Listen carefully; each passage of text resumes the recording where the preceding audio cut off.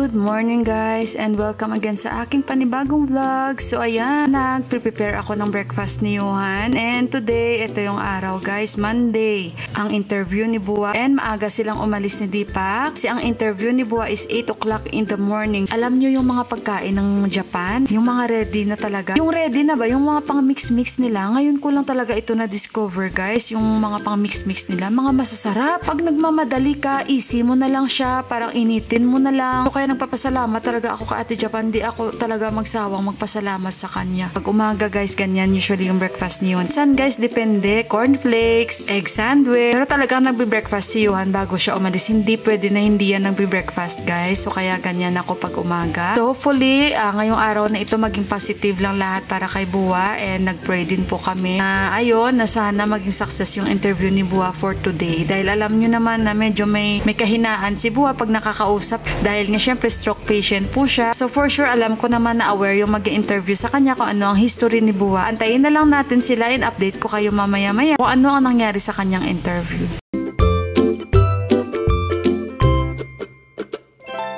So ayan guys, so ang ginagawa ko rin after nyan, maya na ako ulit babalik sa kusina, maglinis-linis na ako dito sa kwarto namin. Eto guys, naglalagay ako dito sa bintana namin tuwing winter ng blanket kasi hindi kaya ng kortina namin, talagang yung lamig, pumapasok talaga siya. So itong blanket na nilalagay ko, napakalaking tulong po ito sa amin at medyo hindi ganun kalamig. So dapat talaga ang mga kortina dito, dapat makakapal. Pero since hindi makapal yung kortina namin, dinodoble ko siya. And ilang blankets din po ang ginagamit namin since wala po kaming mga heating system dito. Kasi yung iba guys, hindi sila aware na wala pong heating system sa Nepal. Kasi hindi man po kagaya sa mga Japan, Korea, na talagang grabe ka-advance, na kahit yung mga sahig nila parang automatic meron talaga yung pangontra sa lamig. O diba? Kahit yung mga Amerika, Europe, pero sa amin wala, magtiis ka talaga. Kaya kahit sa loob ng bahay, sobrang lamig, kaya dapat magbalot ka talaga. So by the way guys, diba sabi ko sa inyo, bumili kami ng lampshade. So ito, ayan. Pero wag kayong magtaka ha, hindi yan ito. Tinakip ko lang yan dito kasi ang pinili naman namin ni Deepak is warm na ilaw. Yung bulb niya is warm. Kailangan ko pa siyang takpan nito. Tamang-tama guys, yung natawa talaga ako. So ito yung ginawa kong lampshade. Sabi ko nga, kuhanin kaya natin itong ribbon-ribbon na ito. Tayaan na lang natin. Pero nakadikit kasi siya. Ito na lang yung ilagay natin dito na lampshade. Natawa talaga ako. Sabi ni Deepak, okay, warm lang talaga siya na tama lang. So kaya sabi ko kay Deepak, hayaan na lang natin yan dito. At sana hindi yan masunog. Hindi naman kasi minamatsagaan ko naman siya. Maganda naman yung napili namin. At okay naman yung pagkagawa nila, diba? Okay yung kulay. Kasi sa tuwing gabi, nang dinadala namin yung bili pa namin sa Dubai sa IKEA na lamp, hindi na tayo mahirapan. So ayan, may lampshade na kami. So guys, dito ako kasi naglalaba ako. Tapos na ako maglinis. So, ganito ako pag mag-isa dito, lahat, inaano ko guys, ginagawa ko ba, naglilinis ako pag wala si Deepak kasi ako yung in charge sa guys, sa mga linisin sa taas. So, umalis si Deepak, and ayun, sasabihin ko sa inyo, pero isampay ko muna ito kasi sayang yung oras ko, and sayang yung araw na medyo mainit pa. Sandali muna guys, balikan ko kayo ha, magsampay muna ako.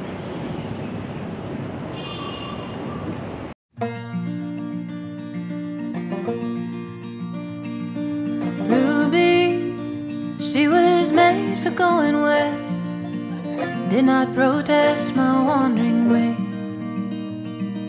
Ruby, she was pretty as they come, 28 years young and unafraid. So ayun guys, tapos na akong magsampay. Magtutupi na naman ako. Alam nyo naman na nanay tayo, wala nang katapusan ang ating labahin, tupiin. Ayun, so alas 2 na dito and last na lang yung sinampay ko at saka ang importante yung mga thermal talaga namin kasi itong time na ito na pag talagang winter napakahirap talaga guys. So kaya habang may araw maglalaba talaga ako. So February baka lalong lalamig na lalamig. Parang this time iba ang lamig.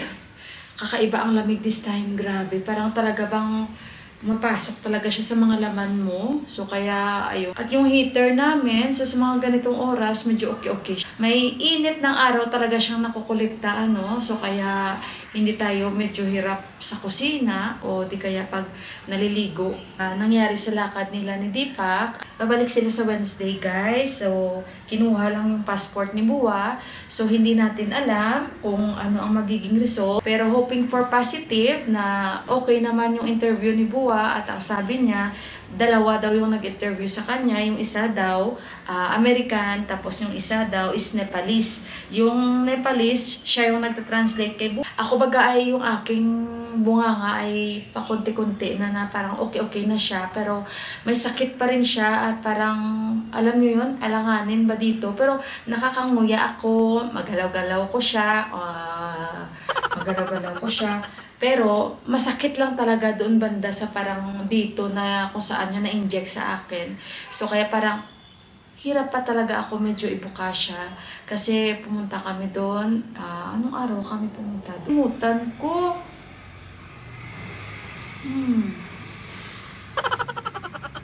So pumunta kami doon. Wala pa naman tong 1 week. Mga 4 days pa lang naman ito. 4 days, 3 days. Oo. So medyo nag-ano-ano din siya, medyo masakit-sakit pa talaga siya. Hindi naman ganun kasakit. Pero, nahihirapan din ako mag-toothbrush. Dinaig ko pa yung binunutan ng ngipin ba. So, kaya, ayun, medyo hirap-hirap konti magsalita. At naninibago ako. So, kaya, ayun guys, kaya sabi ko, ala. Pero, hindi kasi may napanood din ako na bunutan din siya. Na after 1 week pa talaga siya at bago niya nabuka yung kanyang bunganga. Siyempre, parang namanhid, dahil gawa nga sa injection. So, kaya ayun. Noong una, guys, nung injection niya sa akin, ganun din ito. Kaso lang, bumalik kami ulit. At talagang na-injection na naman ako ulit. So, kaya ganito. Yung una, dalawa yung na-inject niya sa akin. Kasi nga, yung unang inject niya sa akin na anesthesia, hindi yung tumalab eh. Nararamdaman ko pa rin yung sensitivity. So, in-injectionan niya ulit ako. So, kaya ayun, medyo nanigas talaga. At naninibago ako na wala akong minaramdaman. At ayun, parang nasugatan yung dila ko. Tapos, nakaramdam din ako ng ganyan na parang namanhid din na parang, yung masakit. Tapos hindi ko mabuka yung bunganga ko. So, parang mga ilang days lang, bumalik na naman kami ulit. At yun, na-injection na naman ulit itong aking, guys, yung aking panga sa gums ba. So, kaya ito, kasi parang ito yung pinakamalakas na in-inject niya sa akin, na talagang tumalab talaga siya this time na kahit anong ginawa niya, wala talaga ako maniramdaman. Pero yung ginawa niya sa akin, sa ngipin ko, hindi, walang sakit. Wala talaga akong naramdaman sa gums ko or wala. Yung na-injectionan lang talaga ng injection, ang naramdaman ko ngayon, yung para bang, syempre kung ma-injectionan tayo, yun, katulad nito, syempre sa pangako pa sa gums, so kaya, parang naramdaman ko na parang masakit na mahirap ibuka gaya doon sa napanood ko nga. Ang hirap din niya kumain and after a week talaga siya na nabuka niya talaga yung bunganga niya. Nakakain naman ako, nakakanguya ako, tapos wala yung inano niya or masakit, wala guys. Dito lang talaga siya na-injectionan niya. So kaya ayun, kaya balik na tayo kay Buwa. So ayun, balik sila sa Wednesday. And according kay Buwa, kasi wala man si Deepak doon, di man siya pwedeng pumasok. At si Buwa lang ang mag-isa ang pumasok doon. And ayun, kinuha yung passport ni Buwa. At saka yung iba niyang documents na mga dala. And yung mga pictures nila. And lahat-lahat. Tsaka may binigay lang na iba sa kanila. Ewan ko ano ba yung mga ibang documents na hindi ko alam. Binalik na sa kay Buwa. So, babalik sila doon. Malalaman natin yan kung approve ba si Buwa or hindi siya approve na sa kanyang petition. Pero, I think approve yan si Buwa guys eh. Kasi sa kanilang edad, walang doubt yan. And positive ako. So, malaman na lang natin yan guys, no? Sa Wednesday, kung ano ba talaga ang maging result. Ni Buwa, ang kanyang petition. Ayun. Pero ako, wala akong doubt dyan. 100% yan.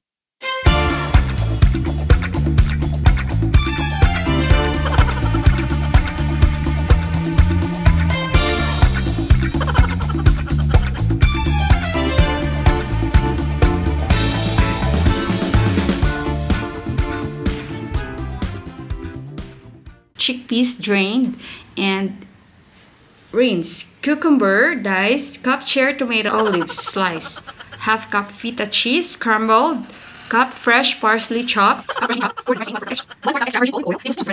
on mustard, clove, garlic mix,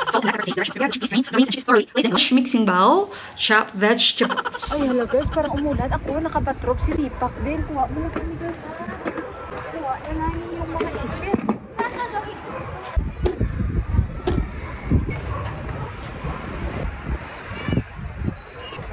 Parang hindi mo malaman guys kung nag-dry ba itong mga labahin ko kasi sa sobrang lamig parang basa, mga basa.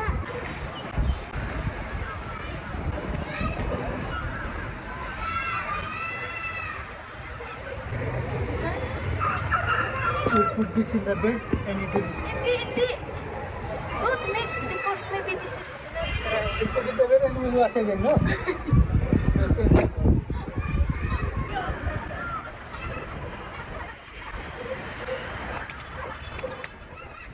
Ready ko na guys.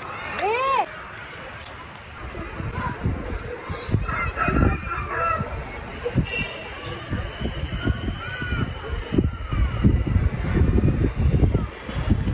Sakit pa sa ilong guys. Oh.